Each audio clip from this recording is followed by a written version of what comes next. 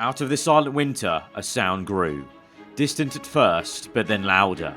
And with an explosion of noise and sound, the circus blew into the sands of Bahrain. The race was on. Around the world it travelled, this riot of noise, fumes, colour and drama. This glamorous troupe to entertain the people who flocked to see their heroes in glistening machines. First into the ring came the rider of the bull, and in Dutch hands it flew. And the champagne flowed. From the get-go, the challenge was laid down. Could he keep the spotlight away from those two British stars, two fan favourites in one team with different styles? One with all the tools and something to prove, the other an emerging star equaling records. Both keen to etch their names in history, both at times revelling in the recognition of the crowd. Meanwhile, the most celebrated machine of all would come short. A flash of red and a wave of a flag. The charging bull and papaya duo would merely be pestered by the prancing horses. How another man, an aging and fading star, would have loved to have been riding his old chariot. Once untouchable, now fighting to hold on, perhaps looking to greener grass. And with that and other failures, there's also a reminder that great men are nothing without great machines. But of course, even more is sometimes needed in this game where sport and politics do mix. Every team, of course, has its favourite son. But how does this story finish? Still in play, still all to give right to the very end. Never say never in this arena. 5 continents crossed, 2 men hoping to be the ultimate star. In the desert it began and in the desert it will finish. But will we have this grand finale here for the greatest show on earth? Only time will tell.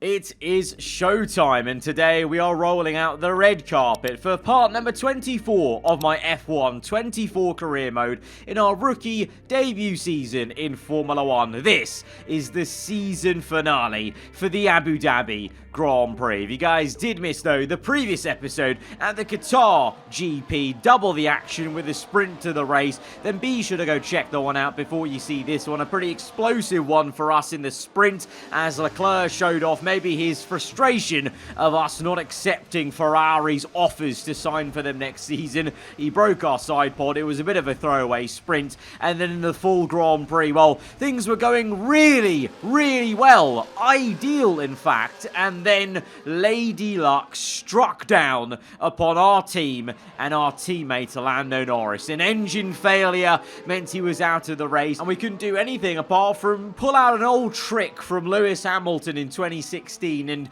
back the pack up and just cause general chaos to maybe, just maybe, push Verstappen down the order. And, well, the other drivers obviously were eager and hungry just to gain some new free positions, and in the end of it, Lance bloody Stroll went on to win that race, meaning going into the finale, we've had back-to-back new F1 race winners in the form of Albon at Las Vegas, Stroll and Qatar. If that was to happen for a third time in a row in this episode, it would very much put a downer on what we were trying to do, which was giving Lando still maybe a fighting chance to secure his first ever Drivers' World Championship. There was some happy news, of course, for the team, though, as we won the Constructors' Championship in our rookie debut season. That is an unbelievable feat, and it really is a nice way and a nice reward to round out what has been a fantastic rookie season for us. Going into the final race, we are actually tied for the most wins in a rookie season with Villeneuve and Hamilton from 1996 and 2007, and now us here in 2024. So it really has been a breakout season, really ever since, you know, around the time of the Italian Grand Prix where we got that 1-2 for the team, but more so ever since that engine failure in Baku. That was the kind of start of our mini villain arc, if you will, because we got first, second, a really nice run of form, and then Las Vegas obviously had its chaos, Qatar as well, but it's been a real strong showing for our first season in this sport. And in terms of our overall rating, I think we can be proud of what we've done. 83 overall to end our first season is great. That's just one overall more than what Oscar Piastri did in his debut season on the F1 game. When he debuted in the F1 games, he started around 75, I believe, level 76 and then grew to 82, I think it was. So we've matched that and just gone one higher than that. Still plenty to go because, you know, the greats of this sport are all the way up in 96 overall, you know, 92, 91. So there's still so much to do to make a real mark on this sport and obviously go for our very first championship, I'll be hoping, into next season. But right now, the focus is on our teammate Lando Norris because the Constructors is wrapped up. So literally all eyes will just be on these two protagonists of Verstappen and Norris. And you can see it's been a bit of a topsy-turvy one for our teammate, you know. 3 engine failures. Verstappen's not actually had a single engine failure this entire season. He's had 1 DNF, and that was at Monaco when he crashed himself out on the rear end of a Ferrari. But apart from that, he has never not been in the points. Ridiculous levels of consistency. So fair play. It's quite something. He's only had 3 wins this season and he still leads the championship, whereas Lando has had 5 wins but has been inconsistent. There's been a few races where he's been out the points, there's been those engine failures, and Verstappen has pretty much done what I have done on previous F1 games, is just play the consistent game, and that can win big when you have a chaotic season, chaotic races. So if he was to go on to win this whole thing, he has earned it, because not being out the points only once is pretty crazy. Now, I was going to say we need to really group together in this episode as a team, but none of my team are here. What's happened? All the specialists have just not turned up. I guess obviously the end of the season, there's not too much to work on, but come on. I thought there'd be a bit of, you know, morale building, you know. I wouldn't even have minded having the likes of Chris there, you know. Well, I've started to grow into the guy, you know, and all the guys and gals here. You know, they were here from the start. We've given them all names, and none of them have turned up. But that does just mean we focus then on ourselves, on the car, and we end the season as the 3rd best team on the R&D chart. Ferrari and Red Bull just ahead of us, but you can see that entire top 4 pack of us 3 and Mercedes very close together. Aston Martin in a bit of a weird no man's land, and then very much a kind of Formula B pack there, tail-ended by Kick Sound, but led by the Haas. But it is very close, you know, from where we started the season, the field spread has closed up, so that's quite promising for Season 2. But that's then. This is now, as we now focus at the task of hand. Let's go into the race weekend for the Abu Dhabi Grand Prix. Speed is the order of the day here. The faster the lap, the higher your starting position. The drivers are ready, and they'll need to be in the zone here for qualifying. Welcome along. So for the final time, we're stepping into qualifying this season. This one, though, feels a lot more important for Lando's sake, for he needs to perform. And there's been quite a few rounds as of late in the previous episodes where he's actually not qualified too well, and we've actually out-qualified him, you know, at the start of the season, very much so, just getting beaten every single time in Q3. But now it's a bit of a different story. But we start Q1 with a ferocious amount of traffic there. I don't know what on earth Leclerc and the Aston Martin were doing, just battling each other on their own qualifying laps. But no matter, even with getting held up a bit, we still go pretty damn well, as it's 3 and 4 for us. Verstappen tops the session. Hamilton up there, though, 0.023 off the Dutchman. So could the Mercedes team be a spanner in the works? You know, Ferrari very much have been for the last few episodes, you could say. But if Merc are there as well, that could make things interesting. That could, you know, go in our favour if Lando can pull out the stops for a front row for a pole position, and Merc and Ferrari and us, if we could push down Verstappen, that would change things, because I'm not too sure entirely of the permutations, but I believe if Lando was to win the race, I think Max needs to be down in, like, you know, 6th or 7th place. So it's still a big ask for someone who has been so consistently up there. But right now, we're going well. That's all we can really do on our side of things. You know, for us, we're just going out there to perform the best we can, really. And then whatever happens, happens. And that means at the moment, we're actually alongside Max in P1 and P2 and Q2, but it won't matter for anything, because this is where it all matters. It's Q3. The sun has fully gone down here in Yas Marina, and the floodlights bask the entire circuit in warm white light as we try and go through the final few corners to navigate this as best we can. Leclerc goes on provisional pole at the moment. I believe he superseded Lando, who was P1. Perez goes P6 across the line for... Oh, only P7. Only P7 for us. And you know what? That's not even a bad lap for us. That was actually an okay lap.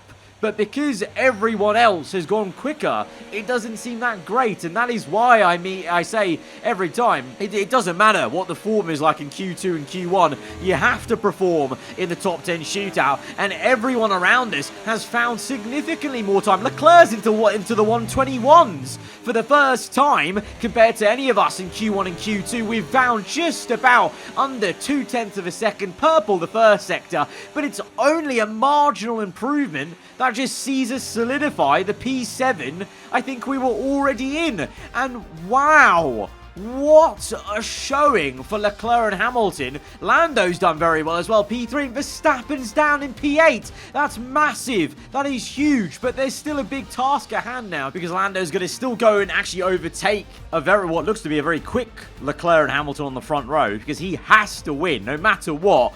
Winning has to be the only result that Lando goes for. And then it's about what Max can do from P8. We're just ahead of him, so we could definitely be a factor. But Red Bull, they've been so good in these races. They make the overtakes. It's going to be a big ask. But it all comes down to this. We go to the Abu Dhabi Grand Prix. So here we are, ready to go racing for one final time this year.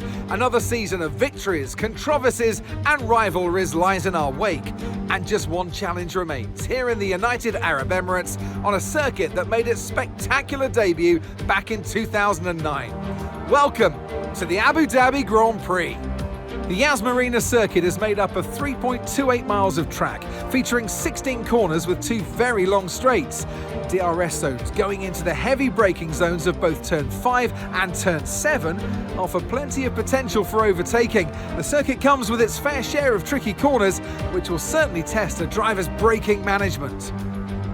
It's time to take a look at our starting grid for today's race.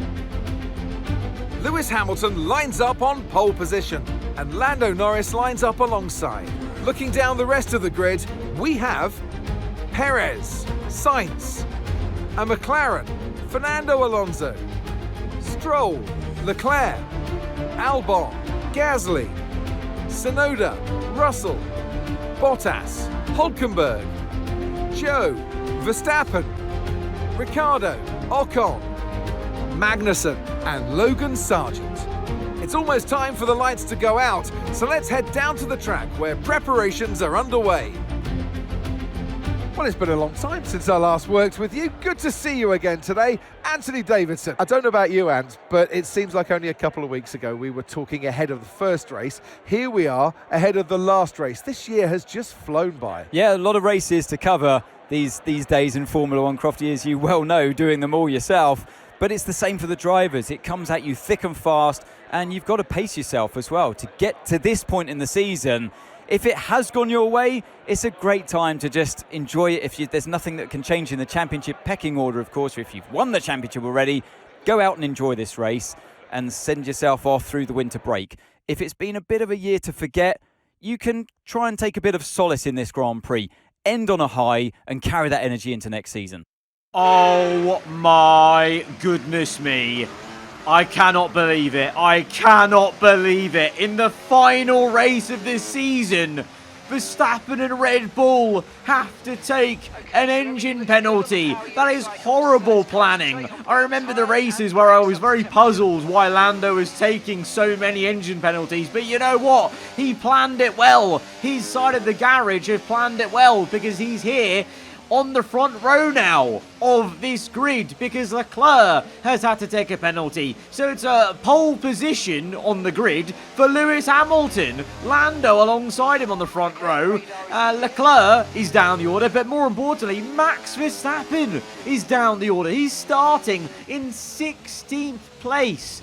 This is now possible. This seems more doable for Lando Norris. He's second place, he makes one overtake, he's first place, and then it's a case of seeing where Verstappen can go from P16. We know he's never been out the points apart from that one race, so he's going to make his way back in. But can he make his way back high enough to at least, I think, 5th place is the mathematical lowest position he could be if Lando's leading to still seal his 4th World Championship? Or will it be time to crown a new F1 Drivers' World Champion in the form of our teammate, Lando Norris? It all comes down to this. To 5 little red lights for the final race of the season. It's going to be lights out, and away we go for the Abu Dhabi Grand Prix. It's a good start for us, an even better one for Fernando Alonso, who barges into me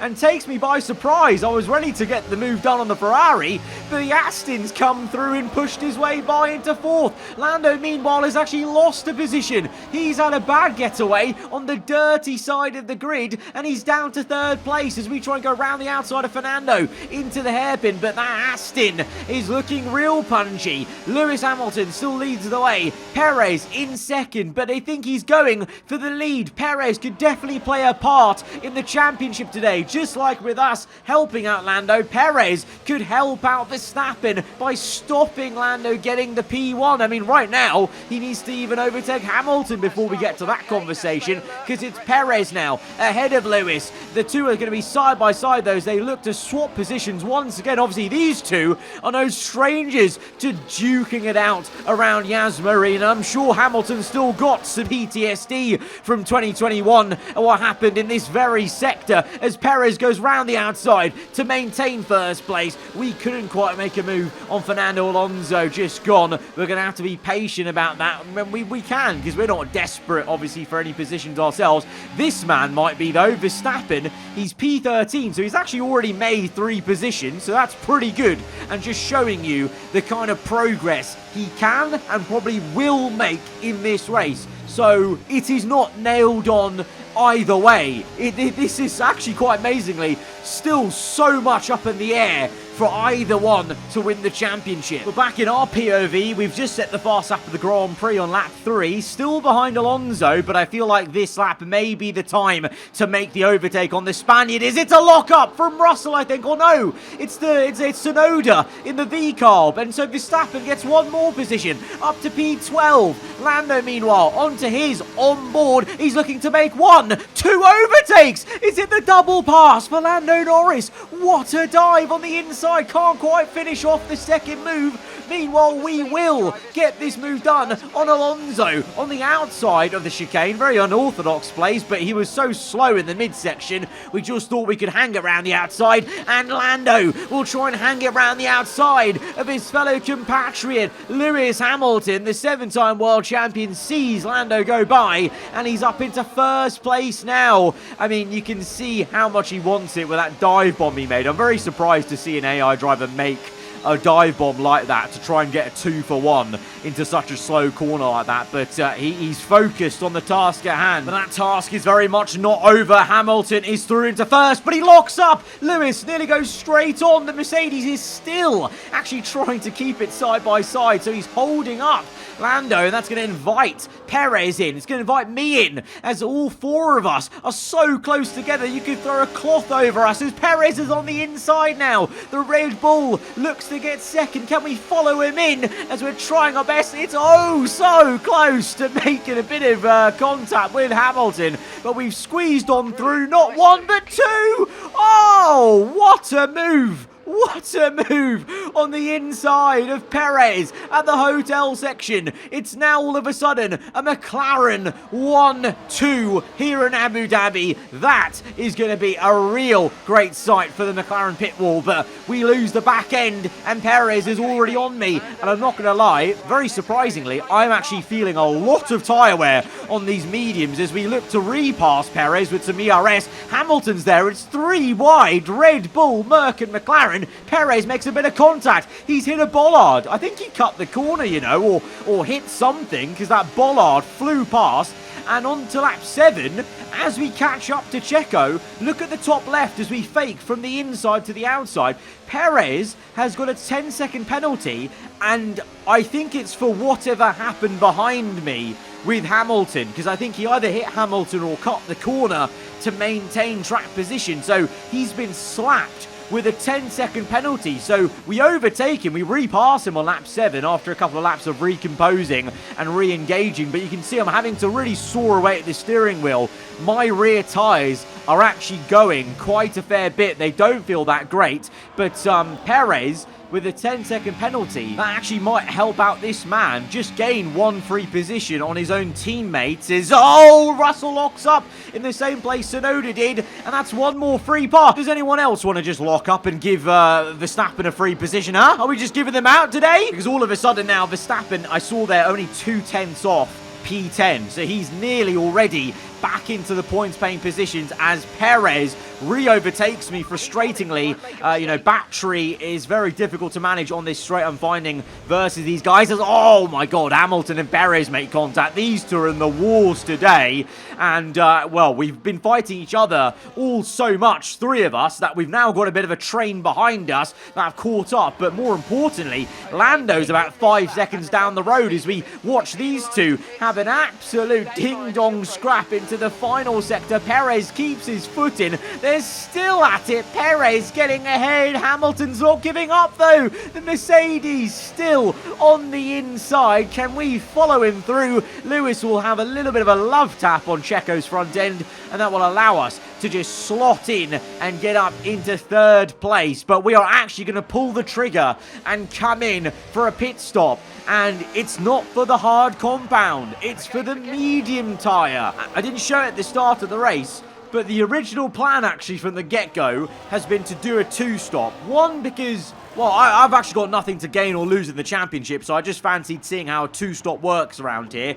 And then 2, it confirmed to me that actually a 2-stop might be a good way to go about 7 laps into this stint, because my god, the medium tyres were really feeling second-hand on the rear end. So we're going aggressive, we're going on to another set of mediums, so that guarantees we have to make a second stop now. You know, I could have gone on hards and then seen how it goes, but now we're committed because we have to change compound now for the regulation. So we're pushing hard, 11.5 seconds to Ocon. Well, within about 3 laps, we brought down that 11-second gap to 1.3 as these guys are really starting to slow down. If I was feeling the tyre wear on lap 9, they must be feeling it on lap 13, surely. Just glancing the mini-map on the bottom left, and I can see Lando's still got a very healthy lead, but Verstappen is now in a train that goes all the way up to 2nd place. So that is going to be of some concern as we make very easy work of Ocon, and then it's a massive dive on Magnussen from so far back. But this just shows the tyre advantage we have at the moment as Lando is into the pits. So we're going to see how well this undercut's actually going to work, because we were, what, about 5-6 seconds behind our teammates. So where are we going to be as now people are coming into the pits? We make the move on Sargent. We had already done the move on Ricciardo under the hotel section, and now coming through into turn 1, Hulkenberg and Zhou Guanyu are going to be a little bit frustratingly slow at the apex, and I can't quite make a move on Hulkenberg into this left-hander, so he's holding us up a little bit, which is annoying me. But we have actually overtaken Lando. You can see that on the mini-map. He is behind us, behind Sargent and Ricciardo on the road as we make a bold double overtake on the Kick Sauber and Haas. We needed to get in clean air, break the toe, and then focus on just trying to hopefully have some consistent pace, because obviously these second pair of mediums will start wearing out again, just like the first pair. But it is a 1-2 for McLaren. Lando, though, is the one now in 2nd place, but we have one more stop to make. Verstappen, P14, climbs all the way up to P8. Oh my god, no. What?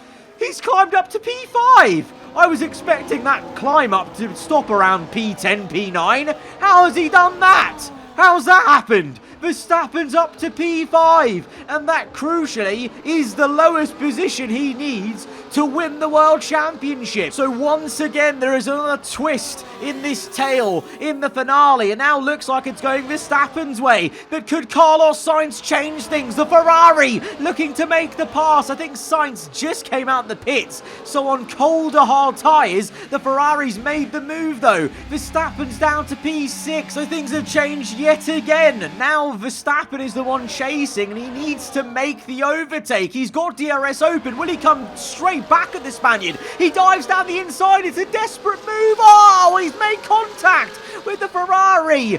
The Ferrari did not give him any room to work with, and to be fair, he was too far back to really make a dive like that. He made it anyway, but then he accelerated halfway through the corner, and he's broken an end plate. He's broken the whole end plate. Look at this onboard replay.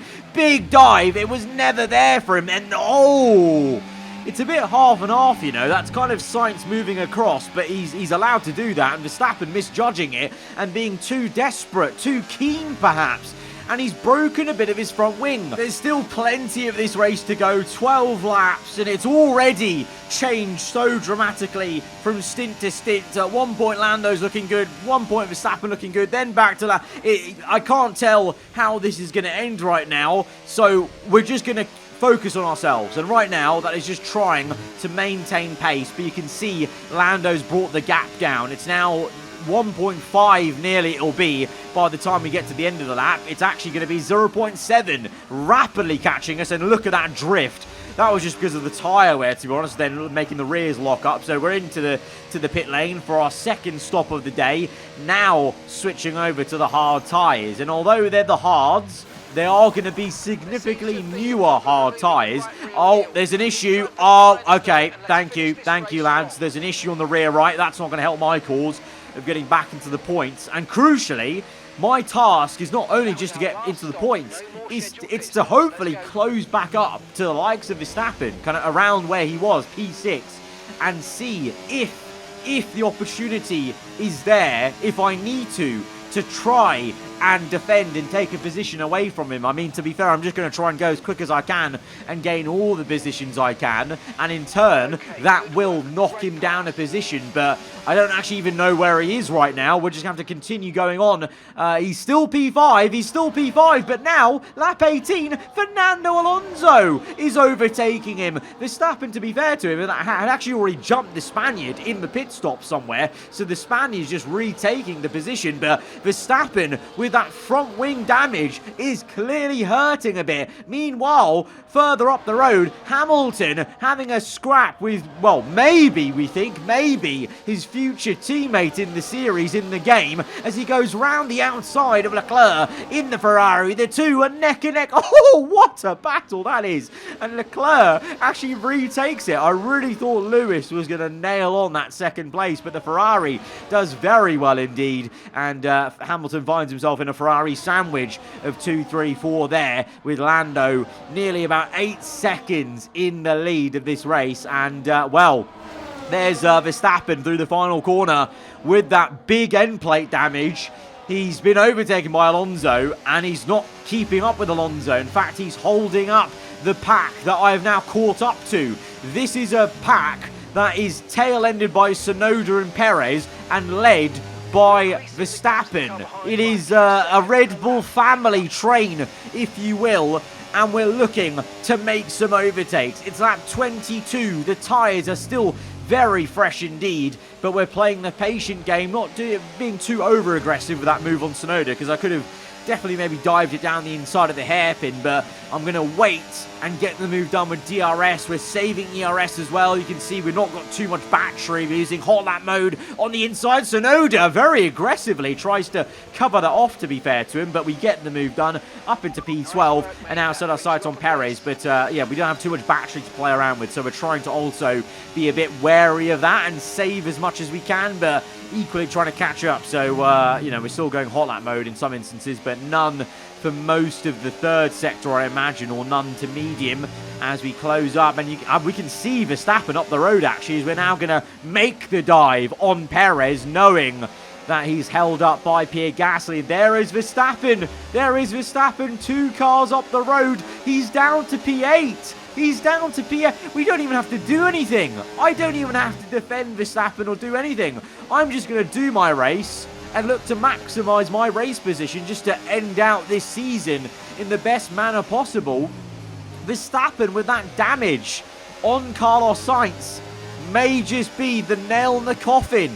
After all of that, none of what we did probably mattered in Qatar or any other races where we were trying to be the best teammate possible, or, you know, the engine failures for Lando or whatever. All of it's just out the window, because all of it comes down to that desperation from Verstappen. Uncharacteristic desperation, I should say, as well, because he's a 3-time world champion. Like, you'd think he'd have composure to not do something like that. He had pace. He would have probably overtaken Sainz, I feel, eventually. Instead, now he's squabbling with Albon and trying to re-overtake a Williams car. To be fair, Albon is now a F1 race winner, so let's give him some credit in that Williams. But we overtake Stroll, and Stroll as well, obviously a race winner. So Verstappen, to be fair to him, is fighting F1 race winners.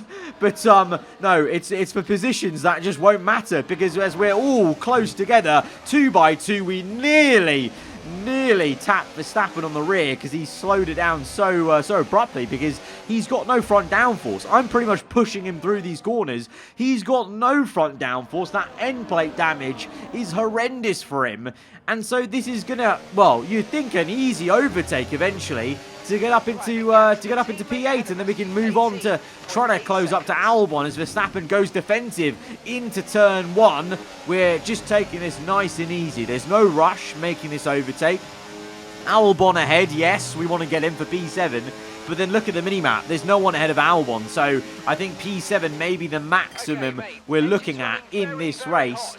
So clearly, even though I was facing a lot of tyre wear on the mediums, the 2-stop just hasn't worked as effectively as I was hoping to, as it has done on previous F1 games. As we look to now finally maybe make the move on Verstappen, we're going to do a bit of a Rosberg here. Go down the inside. You remember this move? Pinch him in and then set up the switchback left to right. Textbook stuff. Get the power down. Verstappen's actually pretty good on acceleration, but we've got the DRS, bit of battery use in there, and we make the overtake for P8. But we don't have to do anything funny or whatever. We've just overtaken him, and we'll just try and chase after Albon, because already Verstappen is half a second down from us because of that front wing damage. But yeah, the 2-stop not really worked too well. It's a case of the hard tyre is very overpowered, I feel, in the game right now. And also with the AI, DRS, ERS trains, it just means the 2-stop's not very viable. I do know that obviously the training is being assessed in a future patch. I hope they also address the tyre wear and the hard tyre being a bit too good in a future patch further, because yeah, it's not as good as it was on the F1 23 game, where I feel like you could make a 2-stop work if you wanted to, if you were genuinely quick enough. Whereas on this game, I feel like I was genuinely quick enough. I mean, oh, Albon with a lock up into that same hairpin. It's a free overtake onto P7. You know, I was very, very quick with the way we were catching people, but it just wasn't viable basically for us as we look back behind us. And wow, well, Verstappen's bad day gets even worse, because Stroll is now overtaking him maybe in the Aston Martin. He might be down to P10. Oh dear, oh dear. All of that position gain from what, like P11 to P5 in the pit stop phase, and he's down to P10. That is gonna sting. Meanwhile, well, Lando, P1, 11 seconds that was ahead. As we come to the last lap of this Grand Prix, Stroll's actually pressurizing us, because I'm feeling the tyre wear, even on these hard compounded tyres, and to be fair, just saving battery just to make sure we can maintain position here. But Stroll will come knocking with DRS. Albon as well, in a bit of a poetic way. It's kind of nice that we're on the last lap of the final race of Season 1. We're fighting Albon, because we were fighting Albon for so many races at the start of this season, at the start of this game. You know, even though we've had very differing seasons, we end the season together again on track. But right now, my attention is going back to the front because all eyes at this circuit are going to be on one man, and it is this man, Lando Norris, who rounds the final corner to take victory at the Abu Dhabi Grand Prix, but more importantly, to take victory of his first ever World Drivers' Championship. He's done it. P1 in the race. P1 in the championship on the last race because Verstappen is all the way down in P12. What a miracle of a turnaround. What an ending to season 1. Yeah, boy!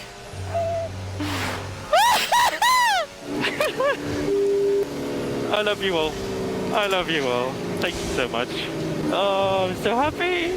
I knew it, huh? I knew it when I came into this morning. I said today is a day full of opportunities.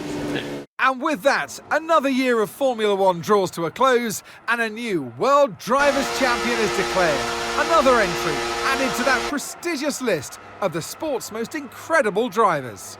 Well, great victory today for the final race of the season, and you take that energy with you through the end of the year, through the winter break, and it's important because your team lives off of that.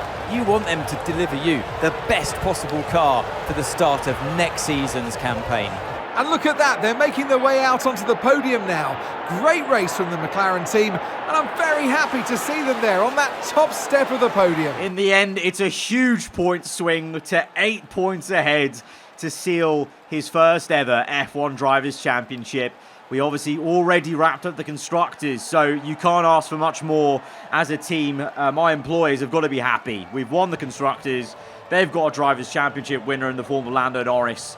And I'm hoping that we can come back next season into season 2 and go for our first F1 World Championship. But that has been the Abu Dhabi Grand Prix for season 1. That has been season 1 of our F1 24 career mode. Guys, if you have enjoyed the race, nay, the entire season, then be sure to hit that like button. Let me know what you thought in the comments below. If you're around here, then do get subscribed for weekly Formula 1 content, and we will be back for season 2, the pre-season episode on the weekend. But guys, till then, hope you enjoy the rest of your day.